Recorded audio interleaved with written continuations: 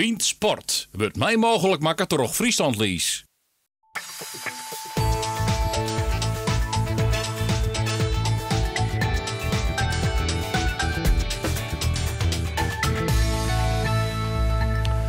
Het koningsdrama bij SC Heerenveen bereikt zijn apotheose.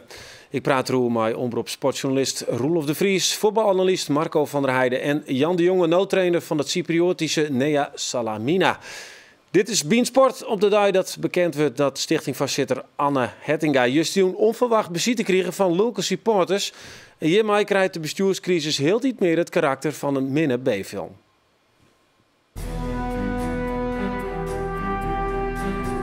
Chinezen die het investeren willen in sport op Heerenveen. Een voorzitter die dit aandacht als een broodje aap verhaal. En diezelfde voorzitter die het oude weekend een ontslagbrief kregen heeft. Die Heerenveen soap, die gaat maar terug. We hebben hier het Abenstadion en morgen het Ho Chi Minh Abenstadion naar de Noordenleid. De sponsors rennen massaal voort bij Sportclub Heerenveen. Het dreigende ontslag van voorzitter Jelko van der Wiel kost de club nu al 1,3 miljoen euro aan sponsorgeld. Ja, hoe kunnen het ook de praatje hoe op in zo'n weekend dat al je plak vindt. En het moddersmieten dat is nog in volle gang. Jan de Jonge, welkom trouwens. Mooi kleuken, lekker. Vanuit Cyprus hoor. Ja. Maar dan kom je thuis en dan zeg je dit. Lees je dit in de media. Of mijn leven bestaat iets meer dan thuiskomen en SC Heerenveen volgen hoor. Dat is wel. Maar het is natuurlijk hartstikke verkeerd wat er gebeurt. Dat is wel heel duidelijk, ja. Dit is een slechte film. Voelt dat ook zo als een slechte film? Nou ja, mijn gevoel zegt me dat heel veel mensen met elkaar in de klins liggen en over de rug van Heerenveen een gelijk willen halen. En ja, dat ben ik bij SC Heerenveen gelukkig heel veel jaren niet gewend geweest. En dat vind ik heel jammer. Ja, dat is wel pijnlijk, denk ik. Neem ik aan. Ja, Heerenveen is tenslotte mijn club ook, zoals heel veel mensen in Friesland. Ja, en wat er nu gebeurt is dat de naam te grabbel gegooid wordt. Ja, en dat is heel treurig. Ja. Roelof de Vries, daar heeft you het nice maar zitten, maar ik zeg die de hele week al draven met die telefoon en van allerlei telefoontjes die schrijft van die partij. Ja. Laten we het lijst en ijs maar even bijpakken. Ja, de bedreiging van Hettinga. Kun je nog even kort uitlezen wat er juist jong gebeurd is? Ja, we gingen wat signalen lezen ik op supportersforums. We kregen wat berichtjes binnen. Hij checkte bij de politie en die zei, nou het klopt inderdaad. Er ben juist jong, zo'n 50 jaar Heerenveen, supporters West in Snits in de stritten waar een bestuurslid van Sportclub Heerenveen werd. Nou ja, wij hebben achterhellen dat het dank is om Anne Hettinga. Het is via de woord rustig gebleven, er is niet gebeurd, maar er zijn wat telefoontjes west van mensen die daar wonen. Die willen echt voelen dat het bedreigend weer. Dus de politie is ik Delwest, maar hoe de net op de trainen is op de achtergrond bleven en het is via rustig. En is er duidelijk wat ze daar wonen? Nee, er is geen Heerenveen supporter die bij bellen had en zei van we winnen erbij en zo zie je het en we wonen dit of dat. Er is geen organisatie, het is eigenlijk complete anarchie bij Heerenveen. Dat is wel bestuurlijk, maar eigenlijk ik bij de supporters, want die weten eigenlijk niet meer de good cops en de bad cops, wie ben nou goed en wie ben nou min. Geen idee eigenlijk. En dat merk je dus ik wel een beetje van, nou ja, we zijn leuk en we protesteren, maar ja, het zien wie eigenlijk. Ja, nou dus kennelijk in het Snekenkamp, want er is een Snekenkamp en er is nog een oorkamp. Nou, dat mag je wel zo stellen inderdaad. Anne Hettinga is de voorzitter van het stichtingsbestuur. Maar je hebben dan een aantal andere bestuursleden die dan ook uit Snits komen. En ja, die zitten dan toevallig wie of net. Die zitten er gewoon bij elkaar. En die nemen het eigenlijk op, maar ze dat gewoon concluderen. Ja. Moddersmieterij ik in via media, via u eigenlijk, dat komt een beetje op deel. De jongen nou lees ik wel eens wat over Cyprus en daar willen ze ook wel eens maar ook over dat temperamentvolle mensen daar willen ze ook wel eens achter elkaar zitten. Heb je dit ooit mooi maken in je carrière? Dat ze mensen niet in de stritten staan? Zei ze van voort. Nou goed, kijk, als je op deze manier probeert gelijk te halen of wat, elke bedreiging is er één te veel. Ja. Dus daar ben ik al helemaal geen voorstander van, uiteraard. Ik vind dat gewoon heel slecht. Het is alleen zo dat het denk ik heel belangrijk wordt, alweer, dat mensen die de club op dat vlak naar rustig vaarwater kunnen leiden, wie er dan ook zijn, dat zo snel mogelijk doen. Want op deze manier is het natuurlijk wel heel erg schrijnend wat er constant gebeurt. En ik ken ook niet de ins en outs. Ik weet alleen wel dat ik het idee heb dat er wel heel veel mensen iets te vertellen hebben over Heerenveen. En dat is denk ik niet goed. Ja, maar dat is het probleem. Hè? Waar maakt het dan? Waar maakt het oplossen? Ik bedoel, ik heb wel mensen die zeggen van ja, vanuit het Jereveense. Nou ja, Johan komt zelf ook uit het Jereveense. Een keer dat werd een man als iemand Kuiper, Henk Hoekstra, die er ik alles keer aantreden binnen. Dat is een beetje het probleem, hè. Zo'n Riemer van der Velde volgang is er een machtsvacuüm? Iemand Kuiper, Robert Veenstra, Gaston Sporen. Nou, dit verhaal werd... Het is gewoon een ordinaire machtsstrijd. En je krijgt wel een beetje het gevoel dat het meer gaat om meesken. Gaston Sporen zei laatst, Jimmy, van ja, op de site is iedereen die in die bestuur en de roem rent, die herinnert continu maar de jonge heren omheen. Want ja, die vinden het fantastisch dat ze, show mij is. Ja, dat zei natuurlijk wel wat, dat zo'n man dat zei. Ja. Marco, hoe sta je nou? Nou ja, zoals ik Heerenveen ken, ik heb daar vroeger in de jeugdvoetbal eigenlijk lang, was het altijd natuurlijk een club waar het altijd rustig was en die het hele land sympathie kreeg. Ja, en het is ook met Fop en Riemer opgezet met dat ze alle cultuurdingen terug gingen brengen met het volkslied en met pompenbladen. Ja, en hoe het nu is, dat ook al 3 jaar terug met wat er toen allemaal gebeurde en nu weer. Ja, dat strookt totaal niet met mijn beeld van Heerenveen eigenlijk. Heerenveen straalde alle rust uit en nu eigenlijk constant onrust. Dus, ja, ik jij die hier van de week een imago-specialist om tafel steeds. Heracles krijgt eigenlijk de rol die het Heerenveen hier van Knuffelclub elke keer wel eigenlijk voor Heracles weet. Klopt dat? Nou, als je naar de club kijkt, kijk, toen ik er zat had ik gewoon de pech dat het gewoon hartstikke onrustig was. En dat kwam met name het nieuwe stadion moest gebouwd worden, de spelersgroep werd helemaal vernieuwd. En nu is het bij Heracles ook alweer bijna een jaar rustig met dezelfde spelers. Bijna dezelfde spelers, 1 of 2 vervangen. Nou, en dat is bij heel veel clubs, we kunnen Cambuur als voorbeeld nemen natuurlijk, nu ook anders. Ja. Ook de hele verdediging vervangen en hoe je het went of keert, als je continuïteit hebt in een organisatie, of het nou op het veld is, of met name is het belangrijk dat het buiten het veld rustig is, met name in de top. In de top zijpelt het altijd direct weer door naar het veld, dus dan gaat het goed. Nou, dat is bij Heracles natuurlijk wel gebeurd. Wat koester dat vernemen? Want dan moest een soort in augustus al, omdat het een minder resultaten binnen. Dezelfde ploeg dit nou trainen. Dus de kist echt zei ze, wat bij Heerenveen vaak ontkend werd in de Lodewegers. Wij hebben geen les van die perikelen. Wij voetballen gewoon, wij trainen en die jongens die hebben geen les. Kijk, bij Heerenveen kun je natuurlijk zo een aantal spelers opnoemen die afgelopen jaar heel bepalend waren en nu dat niet meer zijn. Dat is bij Cambuur zo. Dat was bij Heracles 2 jaar zo. Dat is nu veel beter. Dat is bij...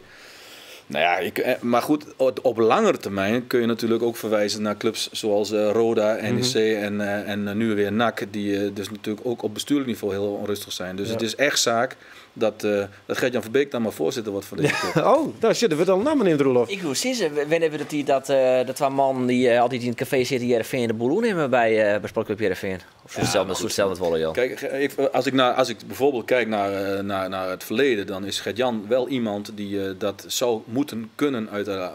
Hij is natuurlijk trainer en hij wil waarschijnlijk ook trainer blijven nog. Maar hij heeft goed gepresteerd bij Heerenveen. Ondergetekende veel minder. Hij heeft de uitstraling van iemand die dit en natuurlijk de achtergrond van Heerenveen zou kunnen. Alleen op dit moment is dat waarschijnlijk te vroeg. Het gaat er ook niet om dat Gert-Jan Verbeek het gaat doen. Maar het gaat er wel om dat er weer heel veel duidelijkheid in de top van de club komt. Want dat is nu natuurlijk wel een beetje lastig. Ja, want Roelof, eventjes dat we dan zeggen, want we hebben het dan de hele tijd over Kampen. Hè? Ja. De rol van het kamp Langwaar, Riemer van der Velde. Ja. Wat is zijn rol nou? Ja, ik vind het moeilijk om echt te duiden. Marco zei, kijk ik al, van ja, en de tijd van Riemer en Foppen en die club opbouwt en het is mooi worden. En ja, dat gevoel bekroept mij natuurlijk. Ik bedoel, die club is flink opgebouwd, dat zal iedereen concluderen. Maar je kan eigenlijk ook wel een beetje concluderen dat ik weer min of meer afbrutsen is. En Riemer had er natuurlijk wel altijd maar Riemer is natuurlijk uniek. Dus, en unieke mensen, is dat positief of negatief? Dat is hartstikke uniek. Ja, dat is hartstikke positief. Okay. Kijk, je kunt er 2 dingen ervan vinden. Eén is zo, alles wat er nu staat is in die periode opgebouwd. Ja. Heel veel andere mensen hebben geprobeerd om daar veranderingen aan te brengen. Nou, de rol van Riemer is ook hartstikke duidelijk geweest de afgelopen jaren. Er is gewoon niet een goede set gemaakt tot nu toe. En het wordt nu denk ik wel tijd dat het gaat gebeuren. Ja, want ik ben wel bang voor echt dikke problemen op termijn. Hè? Ik bedoel... Het sponsorhield, dit zaaghuid naar beneden. Ja, dus die sponsors er even bij pakken. Dat is ook weer een nice wat wij juist jaren, grote sponsors horen op. Ja, nou ja, dat is dat 100% officieel? Ik bedoel, jullie horen ook van alles.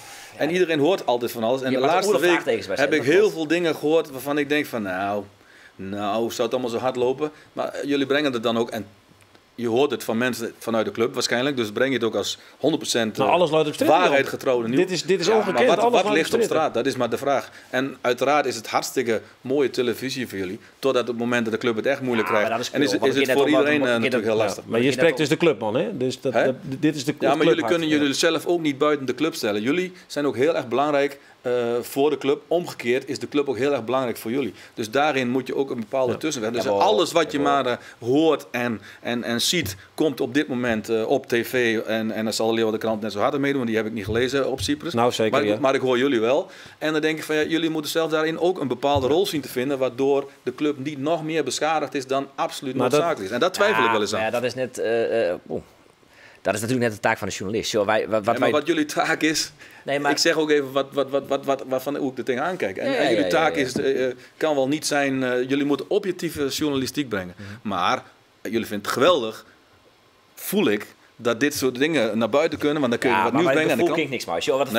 Wat de feiten binnen... Ik ben een gevoelsmens namelijk, jij misschien niet. Ja, nou ja, ik ook wel. Ik bedoel, ik vind het jammer dat ik sta bij de club. Maar ik hoor je dat anders nooit zeggen, nu wel even. Wat de kranten, en nou ja, omdat dat mijn taak net is, wat de kranten doet en wat wij doen en wat de media doen die clubs volgen, is gewoon de feiten brengen. En ik keer van mezelf spreken als Nee, jullie brengen niet de feiten. Ja, want jullie brengen wat naar buiten komt. Maar wat voor feit hebben we net melden? Nou, dan moet je nog meer graven in die club misschien. Maar welke feiten hebben we net melden? Jullie melden feiten dat het sponsorgeld met 1 miljoen of zo teruggaat. Brengen jullie als vaststaand feit. Jullie brengen het feit dat de Chinezen de club gaan overnemen. Ja, dat zijn geen feiten. Nee. Dat zijn geen feiten.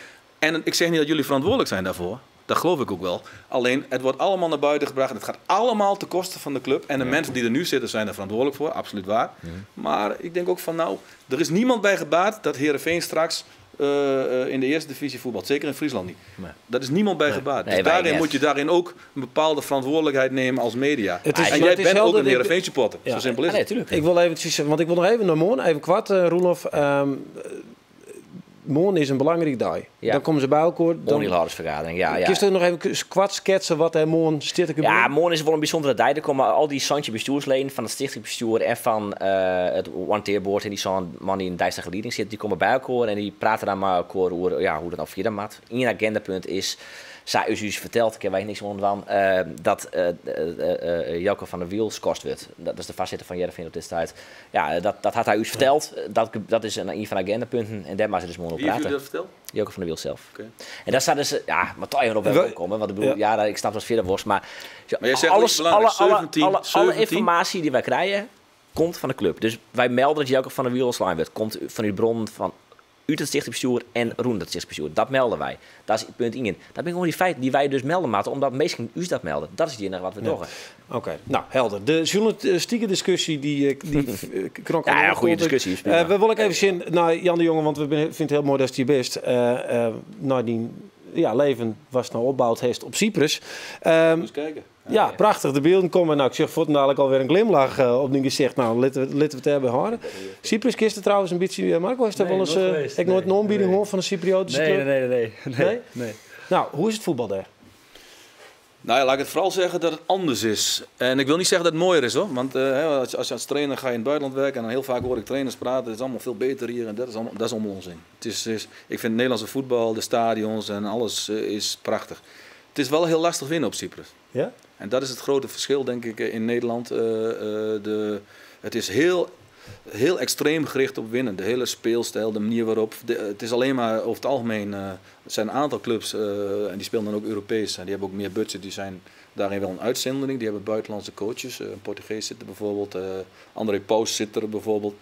Die willen wel proberen anders te spelen. Maar het is echt heel erg ten koste van alles willen winnen. Ja. Nou, dat doen ze bij het Nederlands elftal. Dat doen ze wel wat van broeken keren. Zullen we even zien hoe die situatie is op Cyprus? Even een soort van Wikipedia van dat eiland. Prima. Cyprus is een eiland in het eastelijke part van de Middellandse Zee. Het is haardstad Nicosia en een wijngoed 1.120.000 mensen. Nevens de Griekse mythologie is het echt de bettergrond van Aphrodite, de godin van de liefde. Daar kun je wel zo'n twijfelen. Want zo leefde volk in de eiland Venus net mijn waarom. Zo'n 1974 is het noordelijke part van Cyprus namelijk bezet door Turkije. De Cyprioten verdienen haar geld vooral in het toerisme en de landbouw, maar producten als citrusvruchten, druiven en tabak. Bekende wraakburgers van Cypriotische komaf binnen onder andere de jongens Cat Stevens en George Michael. George Michael, die is net het zinkel nog daar. Toch nog wel wat geleerd van TV Friesland. Dat wist ik niet. Ja. En leeuw het mij, hè? Want dit is checked, dubbel checked. Nou, Wikipedia. Even het voetbal. Want de laatste 3-4 wedstrijden leuk 3 keer woen. 1 keer gelijk spelen. Dan doe je het tegen, volgens mij hartstikke goed, maar een club. Want ik kan het even schetsen. Het is een club die onder in de regionen van de, zeg maar de eredivisie van Cyprus speelt. Maar de uitdaging was, omdat dat een slapende club is, die dus ook van wat net geschetst is, uit Famagusta komt, het Turks bezet gebied. Daar staat het stadion ook. Dus die zijn gevlucht over heel Cyprus. Dus het is heel raar, als je daar bijvoorbeeld een paar wedstrijden wint, dan kan er zomaar 5.000, 6.000 mensen vanuit heel Cyprus komen. En verlies je de 3, dan kunnen er 600 zitten. Dus dat is op zich kan heel gevaarlijk zijn, maar ik vind het een uitdaging om het te doen. En ik ben daar van dag tot dag, zo moet je er ook in zitten. Ja, want je hebt een I-contract, maar just dat ik zo als een I-contract? Ik zie het van dag tot dag. Een dagcontract. Dus je weet dat nooit, maar dat weet je ook in Nederland minder. Maar daar weet je het zeker, daar hebben ze ook heel veel bestuursleden. En die zitten dus in Limassol komen een aantal bestuursleden. Een aantal bestuursleden komen uit Nicosia, want die zijn overal naartoe gegaan. Dus als je bijvoorbeeld 2 spelers vanuit Limassol af laat vloeien, wist ik ook nog niet, en dat is ook gebeurd, dan is het politiek, wait, is politiek, no good, zeggen ze dan. Oké. Dus die zitten de mensen daar, je zegt als je 3 keer verliest, zijn er maar heel weinig mensen nog over. Gaat het puur om of je wint of niet, of gaat het ook wel of je leuk voetbal speelt? Het gaat alleen om winnen. Want in Nederland hebben we natuurlijk de discussie van we willen altijd maar mooi voetbal spelen, maar het gaat gewoon om winnen. Maar er zijn mensen die zeggen van oké, als je betonvoetbal gaat spelen, dan stroomt het stadion leeg. Denk je dat dat in Nederland wel zo is? Je denkt Nederlands.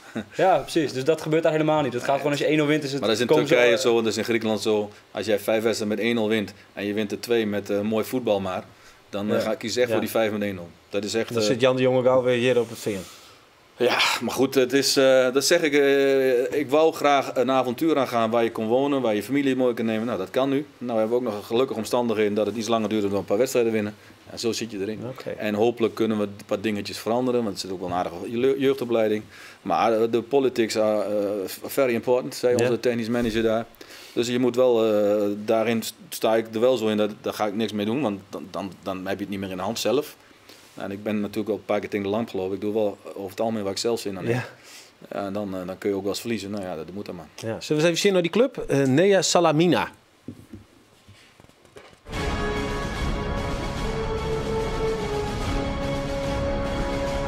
Nea Salamina Famagusta is opgericht in 1948. Maar ik op de zittenclub al haast 20 jaar. Ze waren nog neer kampioen. De beste prestatie is een derde plak. Wat ze willen is een clublied dat internationaal jongen lekker klinkt.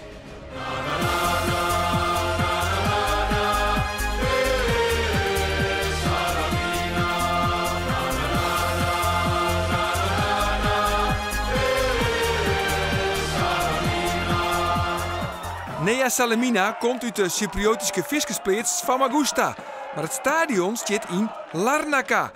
Dit omdat de Turken in 1974 het noordelijk pad van het eiland bezet hebben.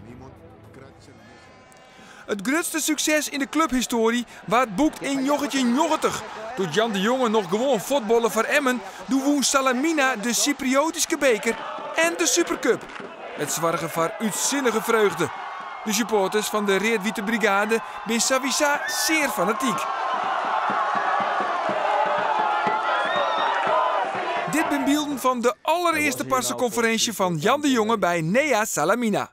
I love the way how the people think about the club, how they talk about the club. I get used to that also in Holland because I was luckily a coach from 2 also culture clubs in Holland, Heerenveen en de Graafschap, 2 highest level clubs. En wat weten we verder nog van de club? Nou, oud-Cambuur-speler Martijn Rozenburg had direct voetballen. En na 6 wedstrijden zit de ploeg van Jan de Jonge op dit stuit op het 5e plak. Ja, dat ziet er mooi uit. Ik kan een prachtig plekje als toen, dus ja. dat is wel Twee, ja, ik woede haast net een opmerking hoe het uitziet, maar mooi. Maar ja.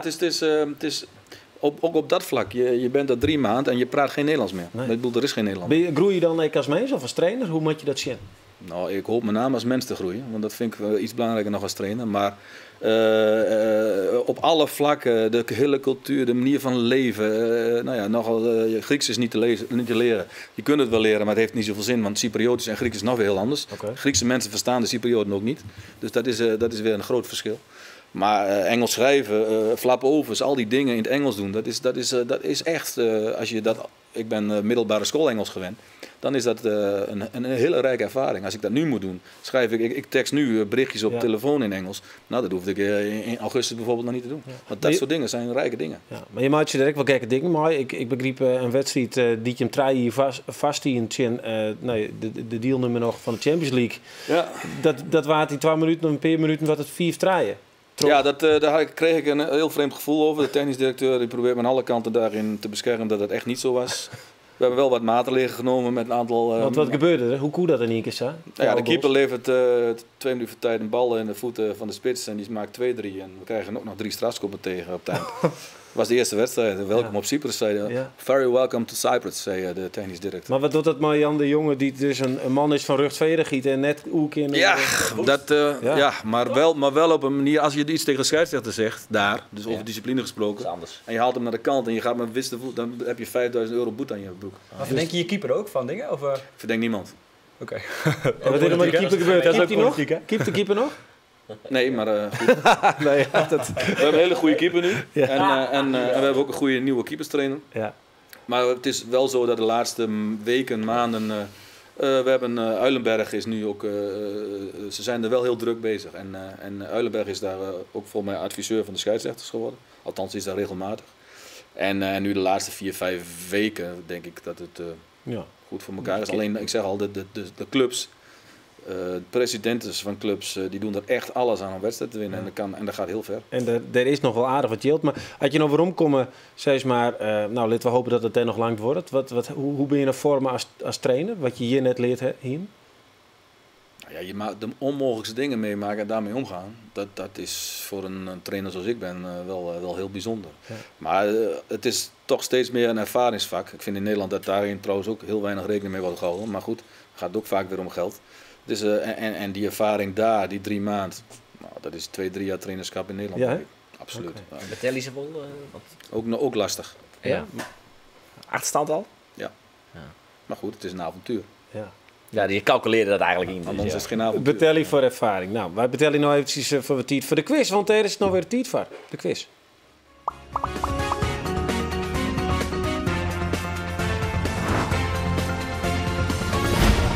Daar ben we weer mooi Henk en Henk sportquiz. In mei 2013 werd Cambuur kampioen met Henk de Jong als interim H-trainer. Maar van waar wie Henk de opvolger? Is het A. Alfons Arts? Is het B. Dwight Lodewegers? Of is het C. Stanley Menzo? Mail je antwoord van naar bient@omroepfriesland.nl. En als je deze Cambuurvraag goed hebt, dan win je 2 kaartjes voor de wedstrijd van Heerenveen. Tje Feyenoord.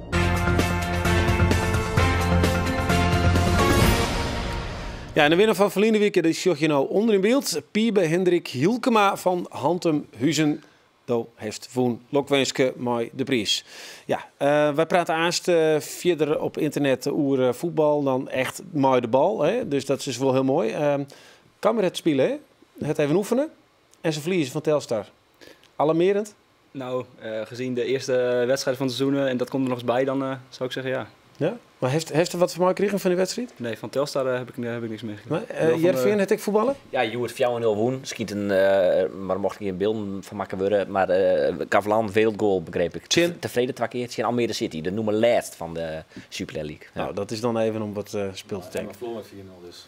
Ja. Emmen verloren met 4-0. Okay. Almere City, ja. 2 keer van Amersfoort, hè. Huurling van Heerenveen. Oké.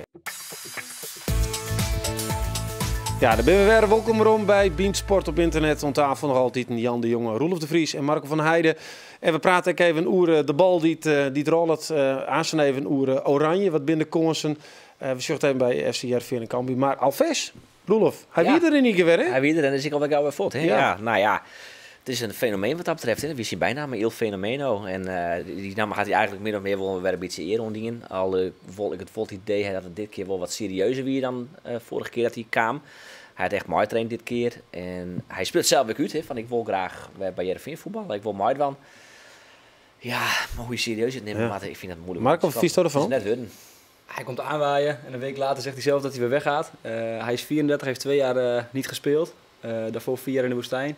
Nou ja, volgens mij is die kans klein dat hij dan nog wat bij kan dragen. Snap ik ook wel dat Heerenveen het wel even wil zien. Want als hij de bal, ene bal naar de andere in de kruising jaagt... Maar die dat, Roelof? Nou, ik ben heel erg benieuwd wat... Zo is dat bij de training, of net? Ja, nou, moeilijk om te zien. Dus in je training en hij wie in die tijd dat hij bij RFV speelde op training. Ik al net fantastisch volgens mij. Goed, hij was volgens mij voor vriendenbezoek en dat is het. En die was er 2 jaar geleden ook. Maar hoe kan het dan dat zij iets groots werd dan? Ja, goed, hetzelfde als Johan Cruijff mee gaat trainen bij Barcelona. Ja, maar waar ligt dat dan daar? Komt ook in het nieuws. Waar ligt dat dan? Ligt Heerenveen dat daar? Of stap? Ik ken toch net samen nog 1 keer op een trainingveld stappen? Jij niet, nee. Maar Alves wel en Cruijff ook en Van Basten ook. Dus dat is het verschil. En van Alves is natuurlijk een fenomeen bij Heerenveen. Maar toen ik het las, heb ik het niet 1 seconde serieus genomen. Dus ja. Maar omdat hij zelf zei het, hè? Ja. Ik zelf zeg dat ik het persoonlijk niet 1 seconde serieus heb. Nee. Als ik kijk naar hoe dat werkt, als je het heel zakelijk ziet. Je hebt 3-4 jaar niet gevoetbald, je bent 34 jaar. Dan heb je bijna elke dag 2 keer moeten trainen om überhaupt op niveau te blijven, op hetzelfde niveau. Vervolgens train je misschien dat niet 3 jaar lang. Dan zak je naar een niveau, fysiek vooral, heel bedenkelijk. Op het moment dat je dan fit dreigt te raken, volgt de ene blessure naar de andere. Dus dan, en dat is mijn ervaring met heel veel spelers op dat vlak. Dus het is niet serieus te nemen. Hoe dat dan in de media allemaal komt, zal dan ook, dat weet ik niet.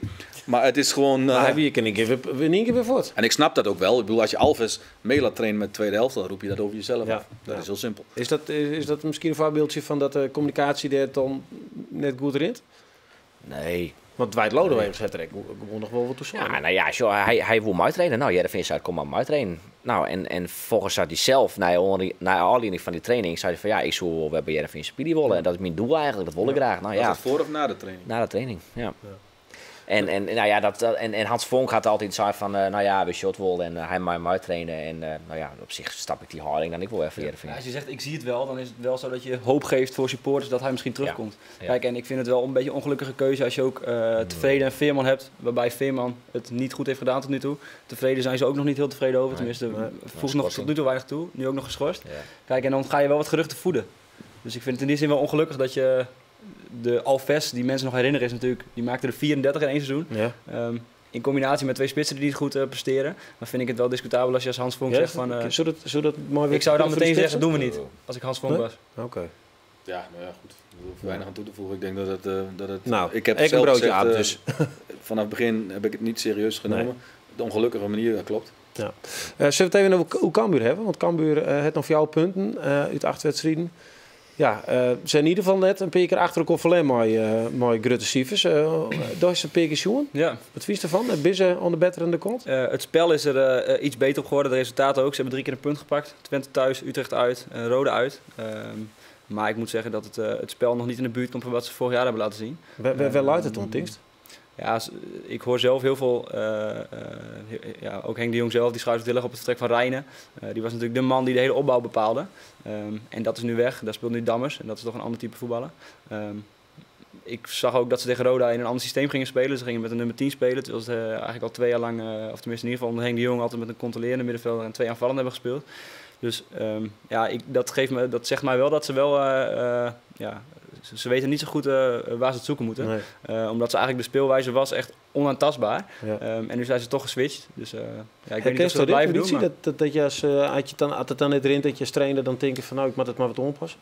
Als jij dus onder druk in de Eredivisie staat en je moet je hele elftal aanpassen, dan mag je al blij zijn dat je in de voorbereiding in ieder geval je elftal bij elkaar hebt. Dat was ook niet zo. Op het laatst gaan er bepaalde spelers vertrekken. Dan is het niet onmogelijk, maar dan moet je ontzettend veel geluk hebben dat het net even weer goed valt. Zeker als je niet gigantische bedragen hebt om te besteden. Nou, dat is bij Cambuur dus niet zo. Wat ik vind, en dat is wel heel belangrijk, de laatste weken hebben ze resultaat geboekt met een bepaalde stijl. Nou, daarin moet je denk ik stap voor stap voortzetten. En dit jaar zal het gewoon, en het kan niet anders, het zal iets minder gaan dan andere jaren, maar... Henk de Jong is mans genoeg om dat voor elkaar te krijgen. En de supporters zullen daarin wat geduld moeten hebben. En als je dat geduld hebt, en ik ken een aantal spelers van hun, ze willen allemaal wel volle bak gaan, dan blijf je ook in de Eredivisie. Ja. En dat moet het doel zijn dit jaar. En stap voor stap. Het is gewoon onmogelijk omdat er zoveel wisselingen zijn. Ja. En je hebt niet al de middelen om daarin directe versterkingen te doen. Want als die spelers vertrekken, dat betekent dat ze naar een andere eredivisieclub gaan. Dus zul jij het weer moeten zoeken op een ander niveau. Ja, en ik herken dat als geen ander.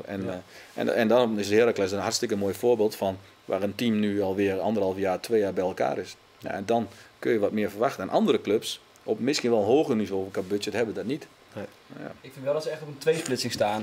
Ze hebben natuurlijk jarenlang echt heel afvallend voetbal gespeeld.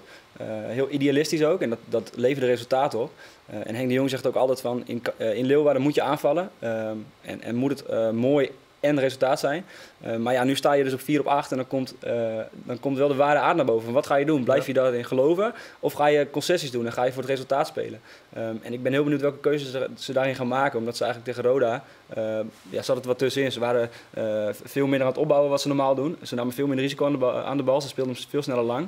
Ze hebben het systeem gewijzigd. Dat kan natuurlijk ook zijn omdat de spelers... kijk, als jij dus op het moment dat jij trainer bent, dan heb je op het veld er niet zoveel invloed meer op. Dus dan kunnen spelers op het trainingsveld het geweldig doen, maar er staat druk op. Ja. En als je onder druk komt te staan, dan zullen spelers misschien wel keuzes maken die jij ook niet wilt als trainer. En dat gaat dan stapje voor stapje. En op het moment dat je dan wel gaat winnen, dan is die aanvallende speelstijl veel sneller weer gerealiseerd dan op het moment dat je onder druk staat. Het dus echt ons zelfvertrouwen vast.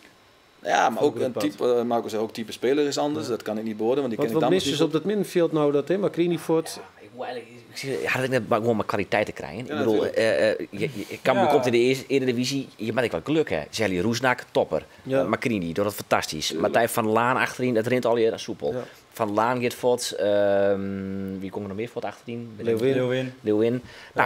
Rijnen komt dan weer om. Rijnen combinatie met keeper is dan goed. Ja. Het klinkt al je, nou een keer al je krijgt net. Ja, op zich ik net zo heel erg onlogisch dat je 2 jaar lang dat al je boom wel goed valt. En dan nou even krijgt net. Het keer wel weer komen natuurlijk. Maar ja, een Roesnak en Macrini die binnen op het moment even net. Ik vind nou maar ook Betje, wat die vorm is. Barto vind ik belangrijk. Vind ik wel knap trouwens dat hij toch wel werd. Rosheuvel. Ja, Rosheuvel heeft met Heracles meegemaakt. Dus dat is gewoon, die kun je in een bepaalde manier voetballen. Zeker een uitwedstrijd heel goed gebruiken. Ontzettend snel. Ja. Maar goed, die heeft ook een aantal tekortkomingen. Dat is zo simpel. En anders gaat hij niet naar Cambuur. Houtkoop heb je ook meegemaakt. Houtkoop zelf. Ze hebben heel erg ingekocht op de speelwijze. Ze hebben een bepaalde speelwijze geformuleerd, een bepaalde manier van voetballen. En daar hebben ze op ingekocht. Dus ze hebben echt... Ja, maar ingekocht. Ze hebben transfervrije spelers genomen. Ja, dus dat is wel een groot verschil. Kijk, als je zegt ingekocht, dan kun je heel gericht inkopen. Ja. Dat gebeurt niet. Je hebt een speelstijl en dan haal je spelers toe. En die spelers zijn over het algemeen minder als spelers die... Wij speelden bij Heracles de eerste week voor PSV. Duarte doet mee. Is voor Heracles een topspeler. Gaat naar de 4e competitiewedstrijd 2 jaar terug vertrekken. Daar haal jij niet een speler voor terug die op dat moment er staat. En we haalden de speler van Sparta. Ja. Maar het gaat natuurlijk ook om 2 jaar nodig. En die is nu op het niveau. Ja. Ja. Maar dat duurt 2 jaar. Het gaat ook om een bepaald type. Kijk, El Macrini was een controleur die heel veel fel werk opknapte. Die altijd voorop ging in de strijd. Maar die minder goed was in het spel van achter naar voren verplaatsen. Maar ik weet dat ze bij Cambuur heel erg op zoek zijn gegaan naar een speler die daar juist meer voetballend vermogen brengt. En dat is natuurlijk wel een keuze in je systeem. Je haalt er Overgoor, die kan beter voetballen. Maar defensief is hij minder goed. Ja. En daar koop je dan op in. Maar nu speel je dus wel een ander type voetbal. Dus dan kom je wel met de verkeerde spelers. Dat zeg jij, maar ik vraag me af of dat zo is. Ik denk niet dat op die manier zo van de technische staf, die heeft een bepaalde speelstijl. En nu gaan we het helemaal anders doen. Daar geloof ik niet in. Nee. Alleen, ik geloof wel in een andere manier als je er naar kijkt, omdat spelers anders zijn. Daar geloof ik wel in. Maar je zult ook wel eens wat aanpassingen doen, maar je zult nooit alles zomaar overboord gooien. Daar geloof ik niks van. Alleen, ik heb ze niet gezien, dus het zal wel. En Jervin? Want dan gaat het natuurlijk ook met Florissant bij. Ah ja, gewoon een probleem. Ik ben wel veel geliefd bij. Zo Martin de Roon bijvoorbeeld. Dat is eigenlijk wel te vergelijken met Elmer Knie, denk ik, qua situatie. Daar speelt het nou ik een Branko van de Bomen had. Dat werd op hij is er weer uit, hè, van de Bomen. Nou ja, hij is er nou uit inmiddels. En intussen zit Pelle van Arnold, wat wel weer meer een type is. Nou, Lodewegers had al wel zijn. Pelle van Arnold gaat echt het hele seizoen als controlerende middenvelder spelen. Dat kan ik die garanderen. Dus daar zal dan een Branko van de Bomen of een oortype waar we op weer omkomen. Maar ja, hij kiest op dit stuit volgens mij, dat laat hij zelf ook wel een beetje uit, toch wat meer voor de zekerheid op dit stuit. Toch dat wordt meer een blok van de Pelle heeft wel jaren gespeeld, middenveld. Van Arnold, ja. Maar hij wilde zelf leven net spelen. Hè. Niet meer? Nou ja, hij nou eigenlijk min of meer 2 seizoenen linksback spelen. Dan wil hij rechtsback weer. Nou, ik denk als hij de top, en iedereen speelt tegenwoordig, die wil naar de top, dan kan hij denk ik het beste als rechtsback top halen misschien. Ja, bijvoorbeeld. Maar wat bij Heerenveen ook zichtbaar is, ik heb er deze week een stukje over geschreven in het Fries Dagblad. Ik heb de teams op een rijtje gezet van de eerste wedstrijden en van tegen Heracles. En er waren 9 wijzigingen in de basis. Ja. Dus volgens mij heel wat andere spelers op andere posities. Hij had nog Van den Berg, Larsson en Ten doorgedraaid. Kijk, en dan zijn natuurlijk wel al je automatismen zijn weg. En dat is wel een teken van een zoekende trainer. Oet was wel heel belangrijk. Hè? Zeker weten. Ja. Ik bedoel, net alleen nog qua doelpunten, maar ik bal vasthouden. En ja, dat had Veerman tevreden, want nou daar volle minder. En tevreden, gewoon echt een ontzettend domme actie natuurlijk in Heracles. Ja. Dan ben je er weer en dan, ja. En dan denk ik nog, ja, nou, dan snap ik helemaal niks van. Jongens, wij hebben nog een paar minuten nu voor ik wel een heel belangrijke, twee belangrijke wedstrijd voor het Nederlandse voetbal. Ja. Loopt daar nog in? Nee, maar goed. Ik heb dat ook gevolgd en daar vind ik het ook een rommeltje. Echt een rommeltje. Ik bedoel, kun je wat leren van de Cyprioten? Ja, een beetje Cypriotische verdedigingstechniek. België speelt tegen Cyprus en er zijn andere spelers die bij mij zijn die bij mij niet spelen. Die spelen daar in de basis en ze willen maar met 1-0 op het einde met een hoop geluk. Dus en ook Kazachstan uit. Het is wel kunstgras, dus het veld is vlak. Dus dat is misschien wel een voordeel, dat het veld vlak is. Ja. Maar ja, ik zit veel meer te kijken naar wat er omheen gebeurt en hoe dat gaat. Maar neem eens één ding dat vast dat is een paar wedstrijden geleden, toen het overging. Toen dacht ik van, hé. Maar kiest daar als trainer een paar dingetjes uit filteren en denkt, dit heb ik wel mooi gemaakt, dan zit het niet goed? Nou ja, ik weet niet of de onderlinge samenwerking, de technische staf wel zo gelukkig is, dat weet ik niet. Als ik ernaar kijk, zie ik daar, dat vond ik trouwens ook met Hiddink, vond ik ze daar wat zo een beetje zitten. Ja. En straalt niks uit. Dat vond ik, ja. En of dat zo is, kan ik uiteraard niet beoordelen, maar ik kijk wel en dan zie ik mijn gevoel kijk ik dan en dan zie ik dat en denk van, dat weet ik niet. En ook dat ze wel symbool staan voor de fouten die er op dit moment in het Nederlands voetbal zitten. Turkije uit bijvoorbeeld, dan zijn de spelers na de wedstrijd die vinden eigenlijk dat ze een hartstikke goede wedstrijd hebben gespeeld. Ja. En dat ze eigenlijk met heel veel pech hebben verloren. Maar die Turken denken gewoon van we hebben op de goede momenten toegeslagen. En die hadden de grootste kansen gecreëerd. Ja, volgens mij gaat het erom. En dan kan je meer balbezit hebben, dan kan je meer schoten hebben. Maar leeft er dan nog in? Want dat is ik ben altijd een optimist. En ik denk dat is mooi, want we moeten net de pessimist. Het is waar. En ik bedoel, Turkije moet nog tegen de nummer 1 en 2, Tsjechië en IJsland. En ik kan me eigenlijk niet voorstellen dat ze daar 2 keer van winnen. Ik bedoel, 4 punten hebben ze genoeg aan, dus dat zou kunnen. Maar ja, ik zie Nederland ook niet zomaar even met 2 vingers in de neus 2 keer winnen. Maar ik geloof er nog wel in. Laten we zeggen, er is nog een kans dat we het halen. En tot die tijd blijf ik positief. Positief. Ja, ik acht de kans naar Rutte dat Turkije punten verliezen leert. Dat Nederland nog een kans had. Kijk, als dat sporten van Heerenveen. Ja, dan komt het toch weer naar boven. Dan dat Nederland... Ik zie maar Marcel dat ze Kazachstan winnen. Ik bedoel... Ja. FC staan. Kijk, als je die verliest, dan verdien je het ook niet. Dus dan laten we dan... Nee. Nou ja, maar dat... dan verdien je het al helemaal niet. We hebben al heel wat wedstrijden verloren. Maar dat is toch wel het gevoel een beetje, dat je denkt, nou ja... Nou ja, ik bedoel, Noord-Ierland, Wales, die ben al zeker van het WK en Nederland net. Hoop doet leven. Ja, dat is een mooie afsluiting. Heren, tegen dank voor je bijdrages. Goede reizen. Hoe lang wist je er eigenlijk, Jan? Maandag op dinsdagnacht vlieg ik terug. Oké. Nou, succes daar.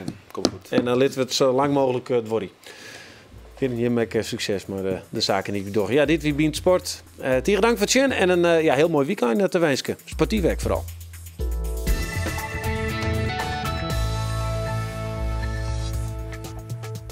Kaart aan het Nederland. 1-0. Dit maakt ze winnen en wordt meer heel dal uitschakelen. Het Nederland elftal is net meer zet wedstrijd. Dat is nou verleden tijd. Er zijn wel een oor elftal komen maar. Er zijn wel wat voor de jongen komen maar. Wat denk je ervan, Joke? Nou, ik net. Dan ben ik net bij eens.